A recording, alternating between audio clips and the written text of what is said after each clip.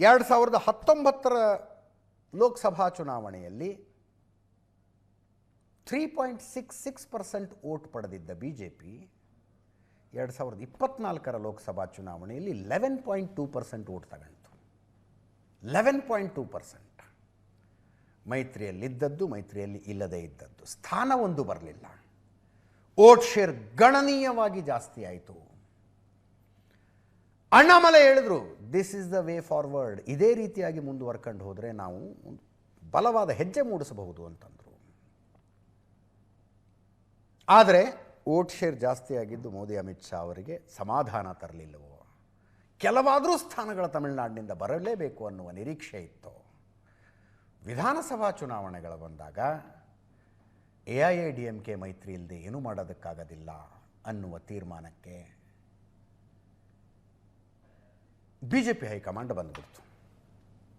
AIADMK ಜೊತೆಗಿನ ಮೈತ್ರಿ ಅದು ಅಣ್ಣಾಮಲೈರ ತತ್ವ, ಸಿದ್ಧಾಂತ, ಐಡಿಯಾಲಜಿಗೆ ತದ್ವಿರುದ್ಧ ಆಗಿತ್ತು. AIADMKಗೆ ಮೈತ್ರಿಯ ಪ್ರಸ್ತಾಪವನ್ನು BJP ಕೊಡ್ತು. AIADMK ಅವರು ಈ ಮೈತ್ರಿ ಪ್ರಸ್ತಾಪವನ್ನು ನಾವು ಒಪ್ಕೋಬೇಕು ಅಂದರೆ ರಾಜ್ಯಾಧ್ಯಕ್ಷ ಸ್ಥಾನದಲ್ಲಿ ಅಣ್ಣಾಮಲೈ ಇರಬಾರ್ದು ಅಂತ ಹೇಳ್ತು. BJP ಅವರು ಅದಕ್ಕೂ ಒಪ್ಕೊಂಡ್ಬಿಟ್ರು. ಅಣ್ಣಾಮಲೈ ಅವರನ್ನು ರಾಜ್ಯಾಧ್ಯಕ್ಷ ಸ್ಥಾನದಿಂದ ಕೆಳಗಿಳಿಸಿದ್ರು. ಅವ್ರ ಜಾಗಕ್ಕೆ ಇನ್ನೊಬ್ಬ ವ್ಯಕ್ತಿ ರಾಜ್ಯಾಧ್ಯಕ್ಷರಾಗಿ ಬಂದರು.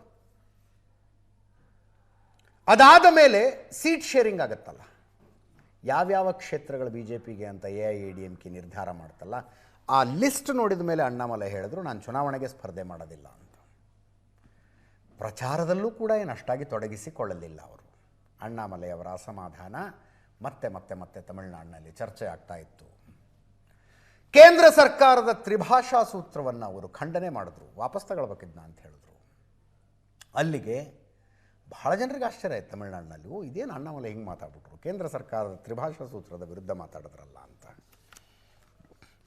ಈಗ ಅವರು ಪ್ರತ್ಯೇಕ ಚಳುವಳಿಯೊಂದನ್ನು ಶುರು ಮಾಡ್ತಾರೆ, ಪೊಲಿಟಿಕಲ್ ಪಾರ್ಟಿಯೊಂದನ್ನು ಶುರು ಮಾಡ್ತಾರೆ ಅಂತ ಚರ್ಚೆ.